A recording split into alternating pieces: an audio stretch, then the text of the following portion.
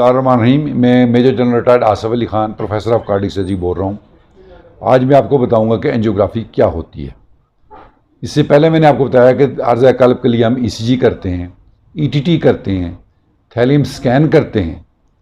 इनसे हमें पता चल जाता है कि आर्ज़ा कल्ब है कि नहीं है। लेकिन ये जितने भी टेस्ट मैंने बताए ये 100% एक्यूरेट नहीं है। उसके बाद जहाँ पर हमें डाउट हो तो हम सीटी एंजियो भी कर लेते हैं जो 90% एक्यूरेट है।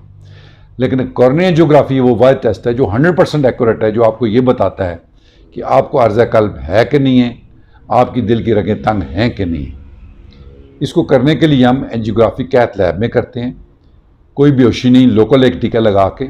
आजकल हम ज़्यादातर बाजुओं से करते हैं।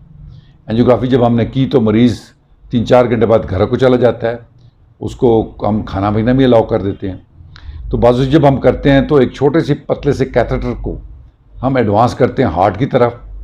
अंडर स्क्रीन हम हार्ट की 2 आर्टरीज होती हैं, लेफ़्ट और राइट, उनमें ये डाल के फिर दवाई डालते हैं जिसमें हार्ट की रगों की पिक्चर्स आ जाती हैं। हमारे यहाँ जो लेफ़्ट साइड है उसकी अमूमन आगे 3 ब्रांचेस होती हैं, एलईडी, डायगनल और सर्कमफ्लेक्स। और राइट साइड की अमूमन 2 ब्रांचेस होती हैं, पोस्टीरियर वेंट्रिकुलर ब्रांच और पीडीए। तो इस एंजियोग्राफी से हमें यह पता चल जाता है कि आपकी जो ब्लॉकेज है, रुकावट है, तंगत है, वो कहाँ पे है, कितने % है और कितनी जगहों पे है। उसके मुताबिक फिर हम अगला फैसला ये करते हैं कि आपका इलाज क्या होना चाहिए। एक इलाज आपका है दवाइयाँ, हम आपको दवाइयाँ देते हैं अगर आपकी तंगत बहुत ज़्यादा नहीं है। अगर आपकी 1 या 2 रगों में तंग है और वो ख़ास जगहों पे नहीं है, क्रिटिकल जगहों पे नहीं है, तो फिर हम इसके अंदर एक स्प्रिंग डाल देते हैं जिसको हम कहते हैं एंजियोप्लास्टी। लेकिन अगर आपकी सारी की सारी रगों में तंगत है और ख़ासकर लेफ़्ट मेन स्टेम जो है, लेफ़्ट साइड की जो आर्टरी, बड़ी मेन आर्टरी निकलती है, उसमें तंगत है, फिर हम आपका बाईपास ऑपरेशन करते हैं। लेकिन ये सब चीज़ें तब होती हैं जब हम आपकी एंजियोग्राफी करें। तो जब भी आपको आपका मालिज ये कहे कि एंजियोग्राफी करवानी है तो आपने ज़रूर करवानी है। और जब उस एंजियोग्राफी का रिज़ल्ट आए और उस पर जो भी आपको कहा जाए कि आपने एंजियोप्लास्टी करानी है या ऑपरेशन करना है या दवाइयाँ, तो उस पर अमल करना है आपने। कई लोगों को हम कहते हैं ऑपरेशन कराएं, नहीं करवाते, थोड़ा अर्से बाद उन बेचारों की डेथ हो जाती है।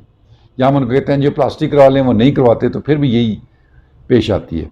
जब आपको हार्ट अटैक होता है तो आपके दिल के पट्टे डैमेज हो जाते हैं। तो इस एंजियोग्राफी का या एंजियोप्लास्टी का या कार्डिक सर्जरी का ये मतलब है कि हम आपके दिल को डैमेज होने से बचाएँ ताकि आप नॉर्मल ज़िंदगी गुजार सकें। जहाँ तक एंजियोग्राफी की रिस्क का तल्लक है तो आजकल ये समझें कि ये 0.5% से भी कम है, यानी ना होने के बराबर रिस्क है। बड़े बड़े सेंटर्स में ये सैकड़ों के हिसाब से रोज़ाना होती है। इसमें कोई इस तरह का मसला नहीं है। अलबत्ता जिन लोगों के किडनी डैमेज हुए हों तो ये इसकी जो दवाई होती है एंजियोग्राफी की, वो किडनी को थोड़ा और डैमेज कर सकती है। उसके लिए हम ये केयरफुल होते हैं कि दवाई को बहुत ही डाइल्यूटेड और बहुत कम फ्रेम्स और कम हम उसके व्यूज़ लेते हैं। लेकिन वो हमारा एक अपना तरीका है जिसके मुताबिक हम चलते हैं। तो एंजियोग्राफी एक फ़ाइनल और आखिरी टेस्ट है जो आपको ये बता देता है कि आप बिल्कुल नॉर्मल हैं या आपको दिल के आर्ज़ा में मुब्तला है। तो फिर आपकी फिर दवाइयाँ भी शुरू हो जाती हैं, परहेज़ भी शुरू हो जाती है। और अगर आपकी कोई इंटरवेंशन करनी पड़े, एंजियोप्लास्टी या बाईपास, तो इसी के बेस पे होती है। इसके बगैर आपका कोई प्रोसीजर आगे नहीं होता।